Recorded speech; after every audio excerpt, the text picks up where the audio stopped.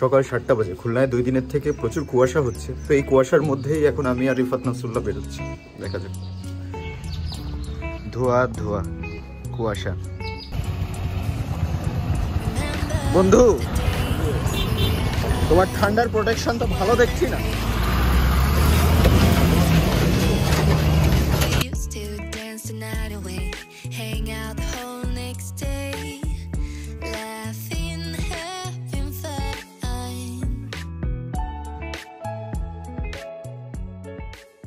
আমার বান্দার দিকে এক হাত এগিয়ে যেতে চাই।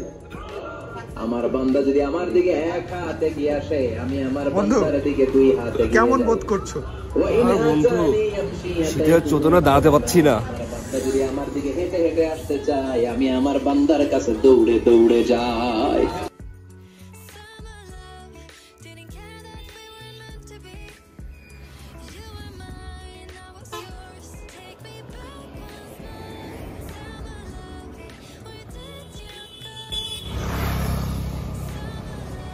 বন্ধু, আমরা তালা উপজেলায় কেন যাচ্ছি?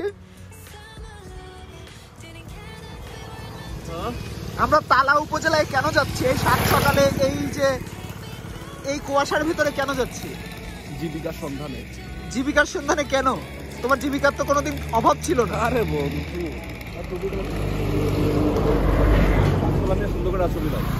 সুন্দর একটা ছবি নেব। অবশেষে আমরা সাস অফিসের সামনে এসে পৌঁছালাম। বন্ধু রিফাত নাসরুল্লাহর আজকে ভাইবা। আমার জীবন যুদ্ধে কিছু হোক না হোক, বন্ধু জীবন যুদ্ধে এগিয়ে যাক, তাই আমি বন্ধুর সাথে এসেছি। ওই যে বন্ধু জীবন যুদ্ধে এগিয়ে যাচ্ছে। বন্ধু, কি মনে হয়, তুমি কি চাকরিটা পাবা? আসলে আগ পর্যন্ত মনে হচ্ছিল, এখন ক্যান্ডিডেটদের দেখে হতাশ হয়ে গেছে। এখন মনে হচ্ছে না কিছু হবে। বন্ধু, ওরা তো স্যুট টুট পরে আসছে, তো তুমি এই ড্রেসে কেন আসছো? আমার গেটার টাইমে ঢুকতে দেবে না। You are disqualified.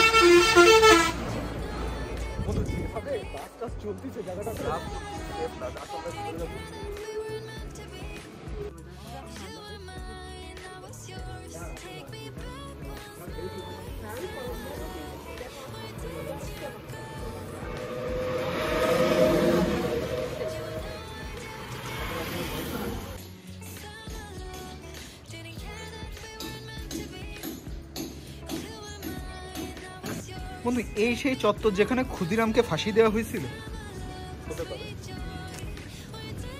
এই লাল চত্বরে এখনো কি রক্তের দাগ লেগে আছে? লাল তো। এই লাল কি, এই চেয়ারগুলো কি ক্ষুদিরামের সেই ফাঁসির প্রতীক? এটা হচ্ছে সেই ফাঁসির প্রতীক। এটা হচ্ছে ক্ষুদিরামের তাজা রক্তের প্রতীক। আর এই যে হচ্ছে ক্ষুদিরামের রক্ত শুকাই যাওয়ার পরে যেটা কালচে রক্ত হয়ে যায়, সেটার প্রতীক। বুঝতে পারছি।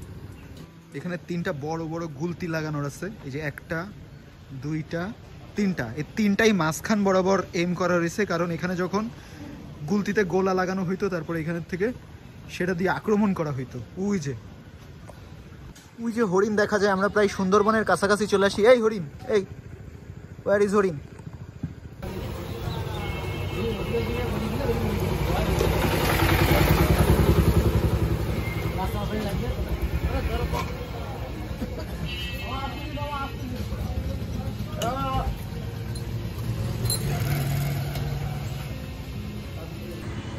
চলে আসছি তালা উপজেলা পরিষদে। এই যে উপজেলা নির্বাহী অফিসারের কার্যালয় তালা। এটা সাতক্ষীরা জেলার একটা উপজেলা, খুব সম্ভব, যতদূর মনে পড়ে। খুলনার তো না। দক্ষিণাঞ্চলের যতগুলো এরিয়া আছে এনজিও রিলেটেড কাজ কারবার সব থেকে বেশি এই সাতক্ষীরা রিজিয়নেই হয়। তো রিফাত নাসরুল্লাহ যেহেতু এনভায়রনমেন্টে পড়াশোনা করছে, তোর একটা এনজিওর কাজেই এইদিকে আসা। এই অফিসগুলো আসলে আমার ভাল লাগে। এর আগে আমার ফকিরহাটের উপজেলা নির্বাহী অফিসারের কার্যালয়গুলো দেখছি। বাংলাদেশের প্রত্যেকটা উপজেলার একটা ক্যারেক্টারিস্টিক্স আছে, তো এইখানের অফিসগুলো বেশ পুরাতন। খুলনার যতগুলো উপজেলা আছে সেইগুলো এতটা ওল্ড না, ওগুলোর অফিসগুলো আরেকটু সুন্দর হয়। ভাল লাগে। বাংলাদেশের প্রান্তিক পর্যায়ের অফিসগুলো সুন্দর, স্বপ্ন।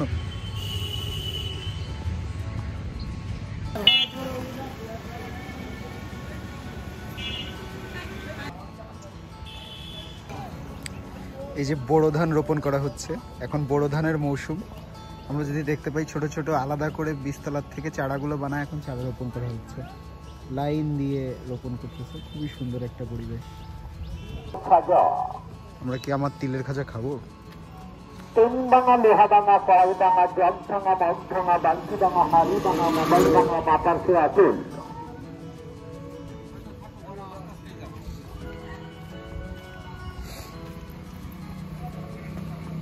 তিলের খাজা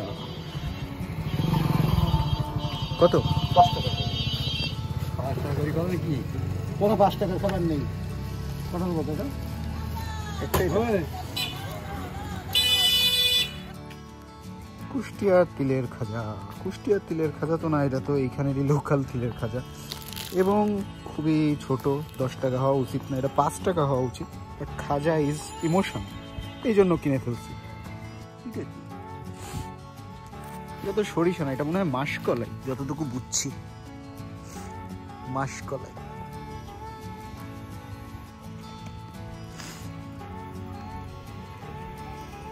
বলতে বলতে সরিষা খেতে চলে আসছি। অনেকদিন ধরে ইচ্ছা হচ্ছিল একটু গ্রামে আসবো, গাছপালার মধ্যে একটু থাকবো। তো সেই শখ রিফাত নাসরুল্লাহ পূরণ করে দিচ্ছে। Thanks to Rifat Nasrullah. নিঃশ্বাস নিয়ে শান্তি পাচ্ছি। এখন কুয়াশা কেটে গেছে, এত বেশি রোদও নাই, হালকা হালকা রোদ ফেসে আসতেছে, অক্সিজেন আছে এইখানে, শান্তি। এখানে একটা ভালো জিনিস দেখছি, এই যে বীজতলা ছিল, বীজতলার যে পরে ধানটা, বড় ধান যখন রোপণ করা হয়ে গেছে তখন এই জায়গাটা তো নিচু জায়গা, পানিও হালকা আছে। তো এখানে এখন কচু লাগানো হচ্ছে, কচু লতির জন্য মনে হয় কচু লাগানো হচ্ছে, এখানে লাগাচ্ছে। আর ওই সাইডে হচ্ছে আগাছা পরিষ্কার করতেছে। ঘরবাড়ি লোকালয় থেকে আস্তে আস্তে মনে হয় বিলের দিকে চলে যাচ্ছি। এক এক দিকে এক এক রকমের ক্ষেত। আমার এই সাইডে হচ্ছে ফুলকপির ক্ষেত, আমি যদি দেখাই পিছনে, ওই যে ওইগুলো হচ্ছে সবগুলো ফুলকপি। আরো কাছের থেকেও দেখাবো।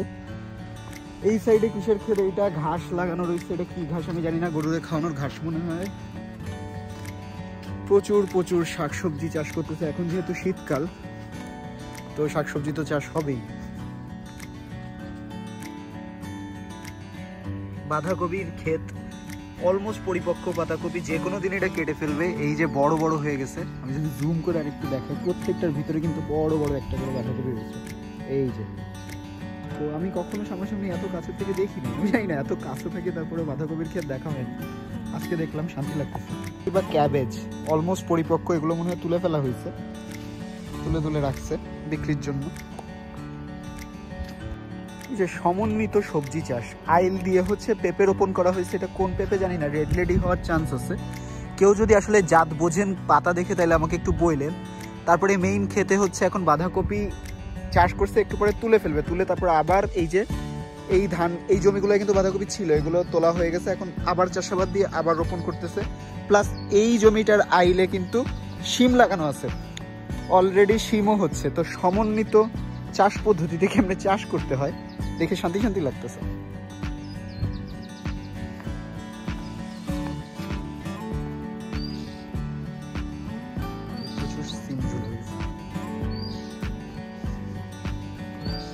দুইটা বাংলায় আমরা দেখতে পাচ্ছি।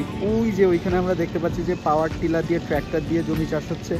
আবার এই যে সনাতনী পদ্ধতিতে এখানে কি গরুর সাহায্যে হাল চাষ হচ্ছে। আমি অনেক দিন গরুর সাহায্যে হাল চাষ দেখি নাই, দেখি আমরা একটু কাছে যেয়ে।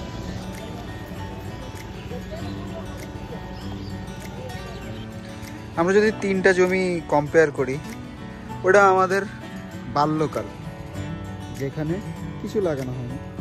এইটা হচ্ছে আমাদের কৈশোর, যেখানে একটু একটু করে বড় হচ্ছে। এটা হচ্ছে আমাদের যৌবন, যেখানে পুরোপুরি আসলে লাইফ শেষ হয়ে যাচ্ছে, আমরা ফুরায় যাচ্ছি, আমরা খরচ হয়ে যাচ্ছি। বাংলাদেশের প্রত্যেকটা গ্রামের মোড়ে মোড়ে এক একটা করে টুইস্ট আছে। হাঁটতে হাঁটতে এতক্ষণ ছিলাম ক্ষেতের মধ্যে, এখন আসছি লোকালয়ের ভেতরে, আর চলে আসছে একটা বট গাছের সামনে।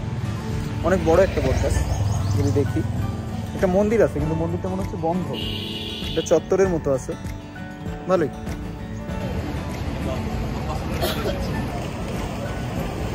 বন্ধু বলো, আব্বাস হোটেলে কেন খেতে এসেছো?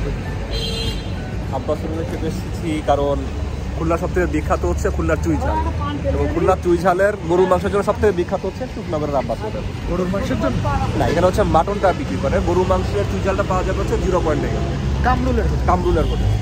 কিন্তু এটা হচ্ছে সব থেকে আদি আর কি।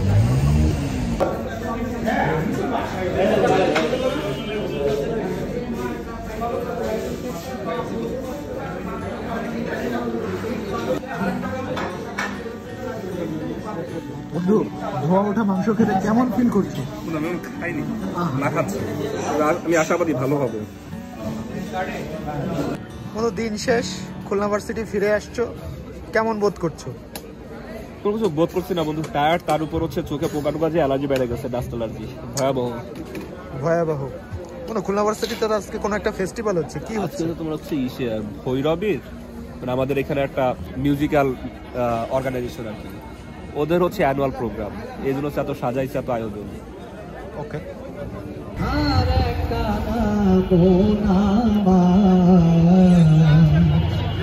এসব দেখি না